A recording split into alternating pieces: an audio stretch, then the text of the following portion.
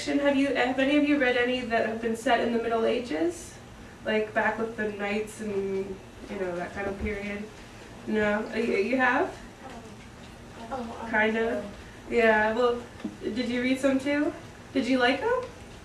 Yeah, I kind of, sometimes it depends on what period of historical fiction you're reading. Like sometimes I'll read something from a certain time period and I'm like, oh, that might not be that interesting, but some time periods are more exciting. And I get really excited by books that are set in the Middle Ages, which is kind of, most of these are set in the 1200s or 1300s, so that's, you know, 600, 700 years ago. Well, actually, yeah, it's pretty long time ago.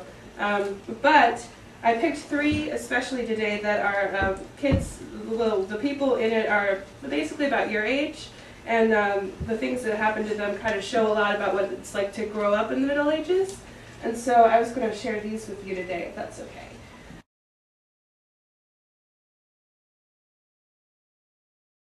And the first one is called Catherine Called Birdy. Has anybody read this one before? I've heard of it. You've heard of it? Yeah, a lot of these, if you notice the little medals on the front, that means they've won awards and stuff, so it means you'll probably be able to find them either at this library or at the public library, which is also kind of why it shows these. But this is Catherine Called Birdy, and it's by Cushman. And the main character in this one is a girl named Catherine, and her nickname is Birdy. That's why the title is that. But she is a total tomboy, and it was kind of hard to be a tomboy back in the Middle Ages because you were expected to be a lady and to wear dresses and to be all prim and proper, and she just wanted to go outside and play in the mud with the boys, so it was kind of hard for her. But her dad is very big on riches and being wealthy and having other people think really good things about him. And so even though a lot of people in the Middle Ages didn't know how to read or write, usually you would know how to read or write only if you were in the church or if you were really wealthy.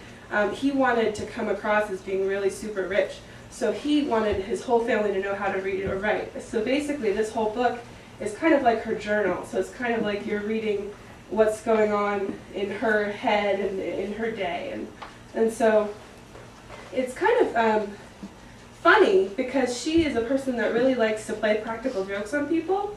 For example, there's an instrument called a lute that's kind of like a harp, but it's shaped more like a guitar, and they played that a lot in the Middle Ages.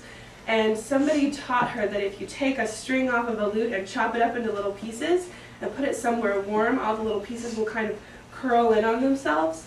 So she gets the idea when they're having a really fancy feast, and there are all these, you know, fancy people coming to visit, that she's going to cut out the lute string and she sprinkles it on the meat, and all of the little pieces of string start to wriggle and they look kind of like worms or maggots. And one of the really fancy guests is about to take a bite and sees it and screams and ends up fainting, and it's this whole big scene.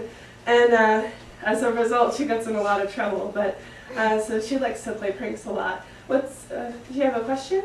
Yes, but the person that screamed is a man or a woman? It was a woman. Oh, yeah. But so she likes to play pranks a lot, and her father, I told you before, he really likes to come across as wealthy. Well, he sees an opportunity where he could marry his daughter off to somebody and become even richer than he already is. Well, she's about your age. How would you feel if your parents wanted you to marry somebody at your age?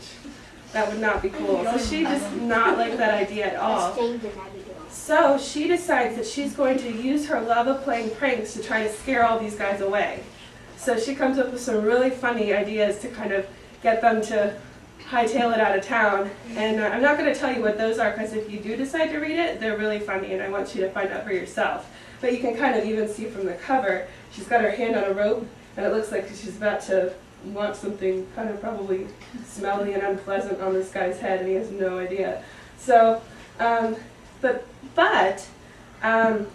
she uses all these funny, hilarious pranks to try to scare all these people away, and she succeeds.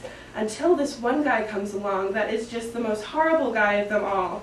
He blows his nose on the tablecloth, he sneezes all over the meat that everybody's going to be eating, he slobbers on the cup that everybody shares. It's really gross.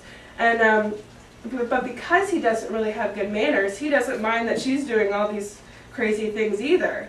So will she end up marrying this horrible guy because she can't scare him away, or will she figure out a way to get rid of him once and for all?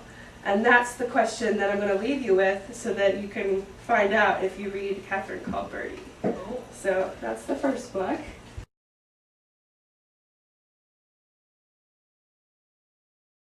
This next one is called The Door in the Wall by Marguerite to Angeli. Has anybody read this one? I actually read this one when I went to school here. So you read that one? Did you like it? Yeah. Well, the main character in this one is called Robin, and he's kind of like Catherine because he's also the son of a nobleman. And his father was this very famous knight. And so he, being the son of this knight, it's kind of expected that he's going to become this great knight too. Does anybody here like baseball? Yeah, okay, or how about, what are some other sports that you like? How about you? I like Dance, okay. gymnastics. Gymnastics. What about you? Football. Football, yeah. And you? Basketball. Basketball. Okay, well try to picture if this famous basketball or gymnastics or this big star in this sport nowadays were to, you know, win a bunch of medals or win the Super Bowl or something like that. And then he grows up and he has a son or a daughter, and it might be expected that his kid would, or her kid would do the same thing, you know, would be really good at this because their parents were. So that's kind of what it was like for Robin. But the problem is that Robin got very sick.